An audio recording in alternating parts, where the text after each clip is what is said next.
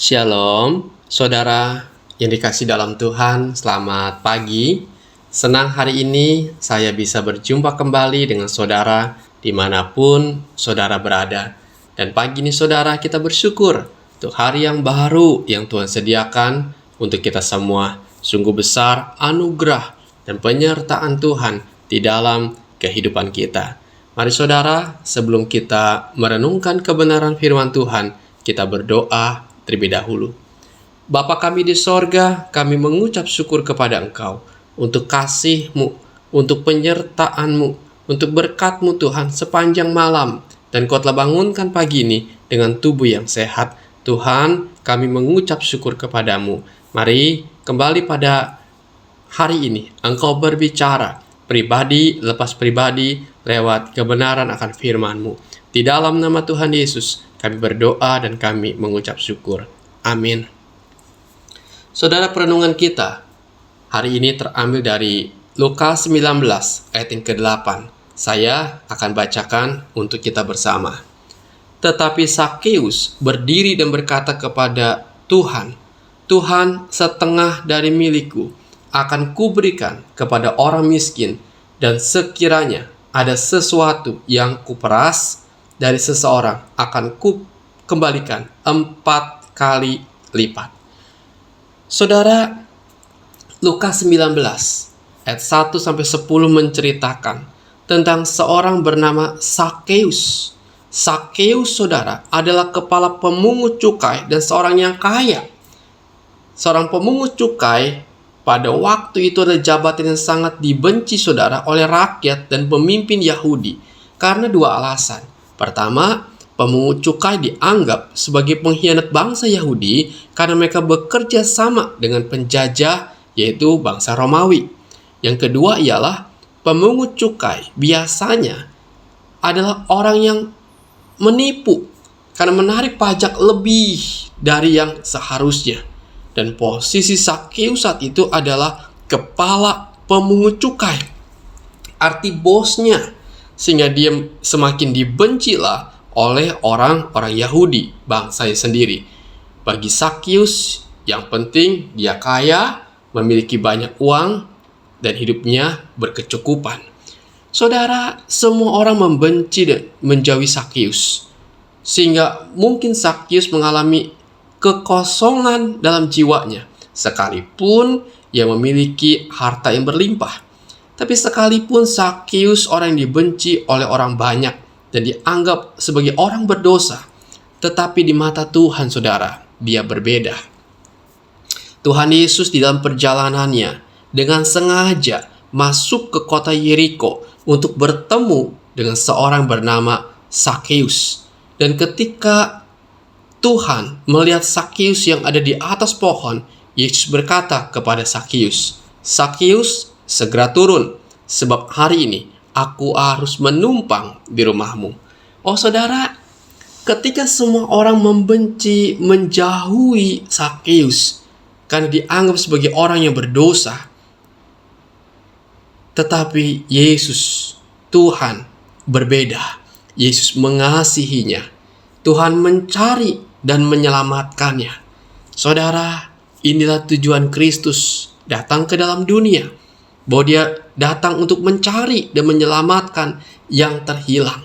Dan Zakheus, dia terhilang dari Tuhan, dan Tuhan mencari dia, dan Tuhan mendapatkannya. Saudara, yang luar biasanya ialah setelah Zakheus bertemu dengan Yesus, dia mengalami yang namanya perubahan hidup. Dia mengalami yang namanya pertobatan yang sejati. Apa yang Zakheus lakukan? Zakheus menyerahkan hidupnya kepada Tuhan. Ia melihat Tuhan sebagai segala-galanya. Ia tidak lagi, saudara,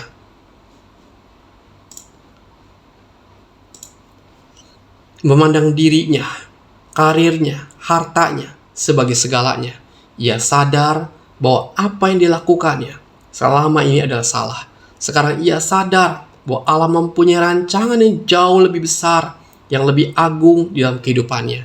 Tentang hartanya, saudara, ia memiliki sikap yang berbeda dengan apa yang dimilikinya. Perhatikan apa yang dikatakannya.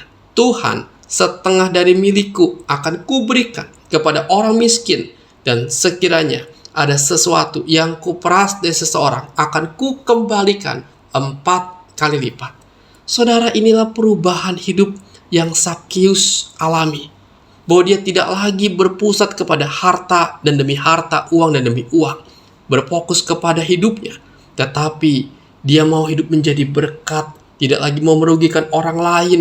Ada perubahan yang nyata di dalam kehidupannya. Saudara, mungkin Zakheus tetap menjadi pemungut cukai, tetapi tentu dengan cara yang berbeda. Ia tidak lagi memeras rakyat pada waktu itu. Artinya saudara, Zakheus ketika dia bertemu dengan Kristus, mengalami perubahan yang nyata. Imannya dipraktekkan dalam perbuatan yang nyata. Hidupnya menjadi lebih baik. Saudara, inilah yang Tuhan mau di setiap kita. Agar hidup kita pun sebagai pengikut Kristus yang sudah bertemu dengan Kristus secara pribadi harus mengalami yang namanya perubahan nyata. Iman kita harus kita praktekkan di dalam kehidupan yang nyata, meninggalkan kebiasaan yang lama, hidup dalam dosa, dan hidup sebagai manusia yang baru yang memuliakan nama Tuhan. Saudara, mari kita belajar. Biar hidup kita boleh sesuai dengan identitas kita dan memuliakan nama Tuhan.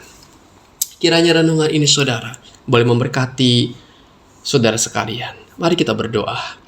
Bapa kami di sorga, kami mengucap syukur untuk kasih-Mu, penyertaan-Mu, untuk kebenaran-Mu pada pagi hari ini.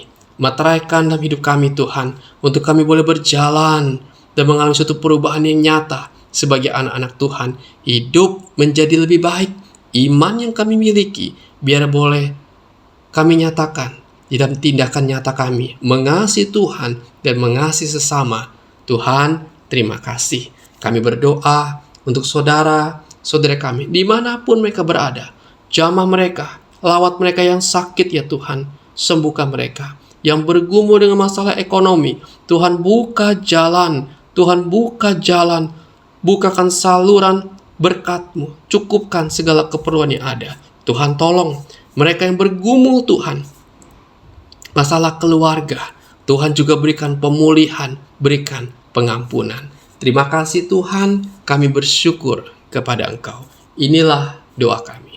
Di dalam nama Tuhan Yesus, kami berdoa dan kami mengucap syukur. Amin. Puji Tuhan saudara, kita telah mendengarkan renungan firman Tuhan pagi hari ini. Kiranya terang firman Tuhan ini boleh menerangi langkah hidup kita sepanjang hari ini. Dan sampai jumpa lagi di renungan selanjutnya dalam channel Sate Kristen. Tuhan Yesus memberkati.